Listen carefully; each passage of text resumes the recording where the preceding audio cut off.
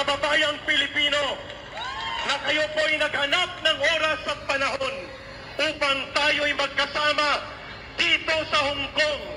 Bagamat lupaing banyaga ito, ang daloy ng dugo ng mensahe ng pagkakaisa natin ay umaabot sa bansang minamahal natin kung saan 10 lugar sa Pilipinas ngayon sabay-sabay ang nationwide National Day of Protest against incompetence in governance. Palakpakan po natin ang mga kababayang Pilipino na sa bansa natin ngayon ay dumadagundong ang protesta 10 lugar. Right at this very moment, sabay-sabay po sila na nagsasagawa ng kilos protesta. So hindi lang po dito sa Hong Kong, buong Pilipinas ay nagkakaroon ng pagkakaisa upang tutulan ang pinakasentro ng problema ng ating bansa. Ano po ang pinakasentro ng problema ng bansang Pilipinas? Isang salita lang.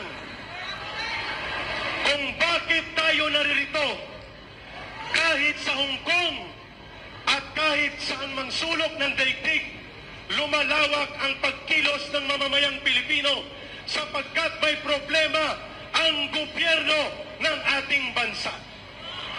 Governance is the real problem.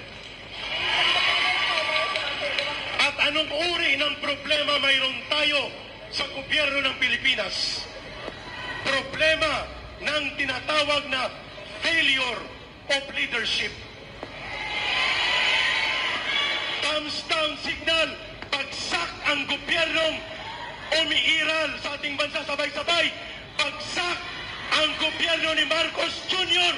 at siya ang dahilan kung bakit lumalala ang krisis ng bansa natin.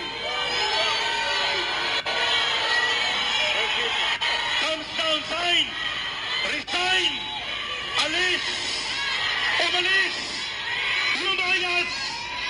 Yan ang dapat mangyari at doon patungo ang daloy ng napipintong pagsampulat ng galit ng mamamayang Pilipino kung hindi siya aalis sa bansa at hindi umalis sa kanyang kapit sa kapangyarihan. Taong bayan ang magbibigay ng hatol at katarungan ang sisingil sa kanya. Justisya! Justisya! Justisya! Justisya! Justisya! Justisya! Justisya! Bakit? Bakit may failure of governance? Bakit? Sapagkat hindi si Marcos Jr. na siyang ibinoto ng mamamayang Pilipino noong eleksyon ang nagpapatakbo sa gobyerno sa Pilipinas. Ang nagpapatakbo ng gobyerno sa Pilipinas ay ang kanyang asawa na pakialamera at walang mandato, walang pananagutan, ang kapal na mukha upang umakto bilang Pangulo na hindi naman inihalal ng bansa. Kapal ng mukha! Kapal ng mukha! Kapal ng mukha! Kapal ng mukha! Kapal ng mukha! Pangalawa, hindi lamang ang asawa ni Marcos Jr. ang siyang tunay na nakikialam at nagbibigay problema sa panggobyerno ng Pilipinas. Pakialamero din po ang kanyang pinsan na ang pangalan ay si Tambaluslos. Ang pangalan po niya ay Tambayuda. Tambaluslos na manloloko pa sa ayuda.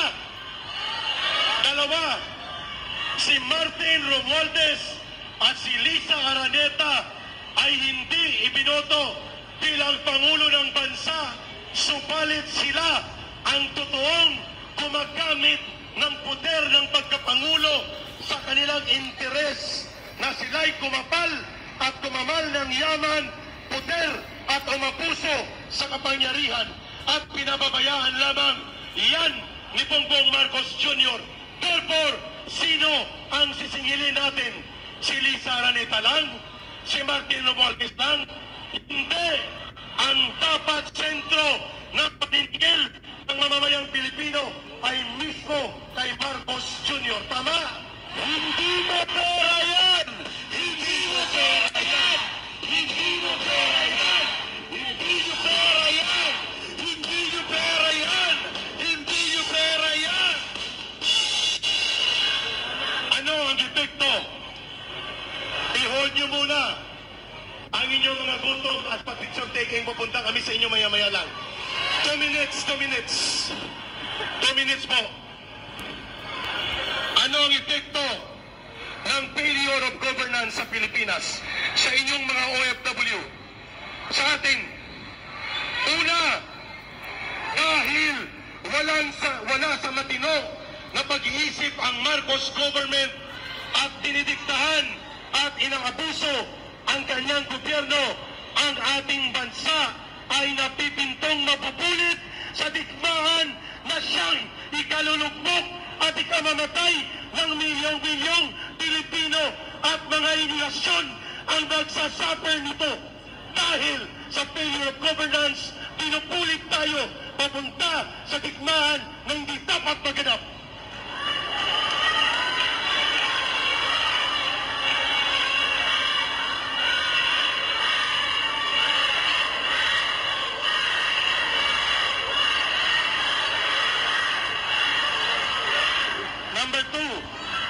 Number two,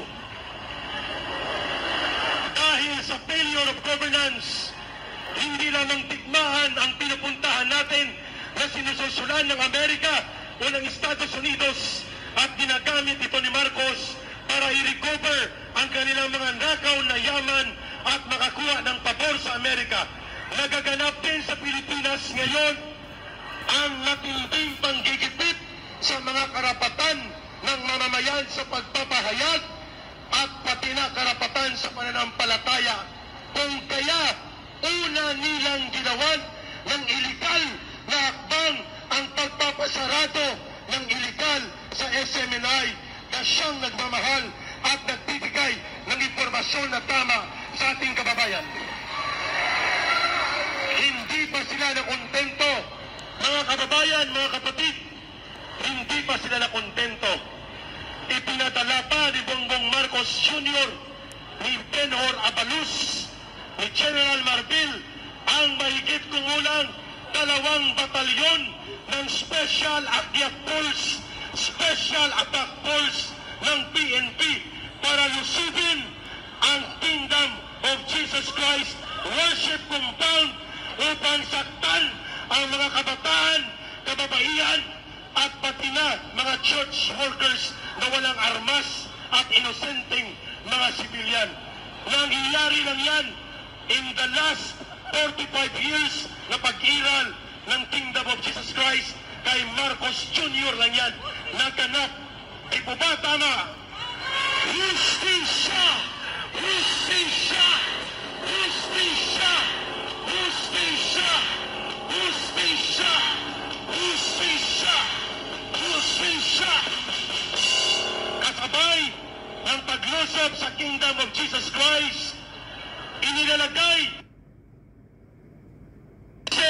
at mga bako sa lahat ng Freedom Park sa Pilipinas, kaya walang tuwag ang mapayapang pagtitipon at paghahayag ng mga mamamayan.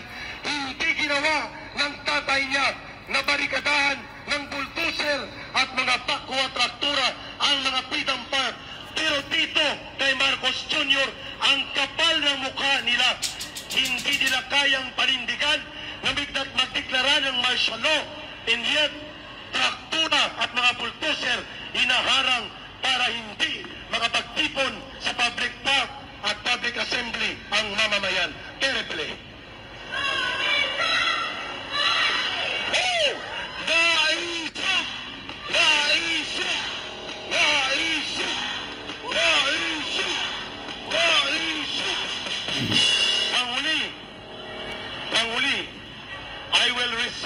best to my true partner in the journey of fight through information kay Dr. Lorraine Badoy. Ang totoong partner ko sa Laban Kasamang Bayan, ang totoong partner ko sa Pilipinas nating mahal, at sana po'y magbabalik na siya sa programa ng Pilipinas nating mahal next week. Next week. Panghuli po.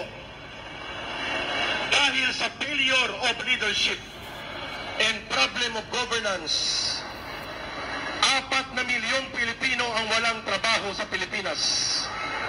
Kaya kayo nandito, kagaya ninyo. More than 200,000 Filipinos are sacrificing their lives away from their family in Hong Kong, in Macau, in China, in Saudi Arabia. Milyon ang Pilipino sa loob ng Pilipinas dahil pulok at manlolokong gobyerno mayroon tayo. Mahigit 4 na milyong Pilipino wala o kulang sa trabaho. 2 milyong Pilipinong pamilya ang nagugutom araw-araw sa Metro Manila at sa buong Pilipinas. 3.7 million Filipino families ang nagugutom araw-araw.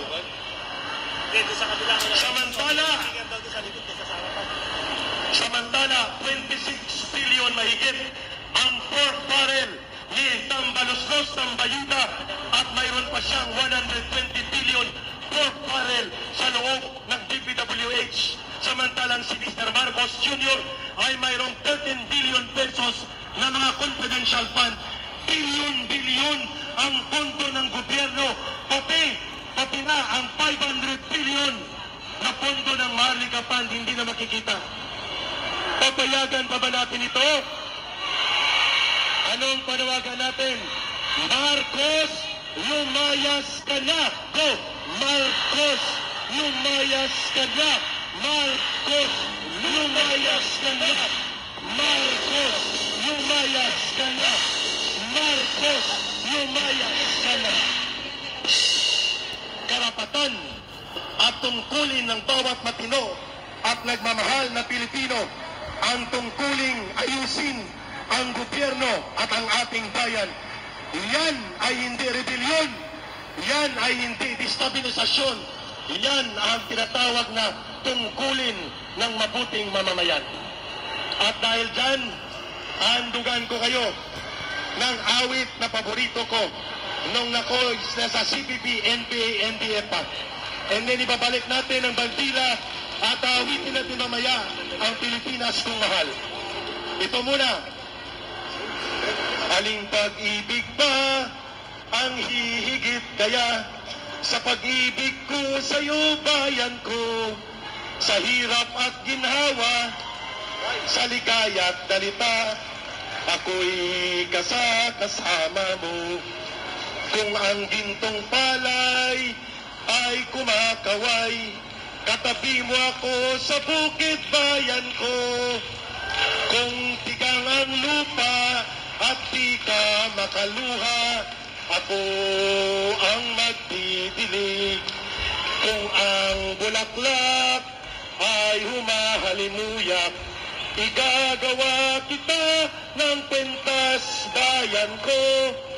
Kung nananalanta ang bagyo't sigwa, ako'y may kubong ligtas. May pag-ibig pa bang higit na dakila sa pag-ibig ko sa'yo?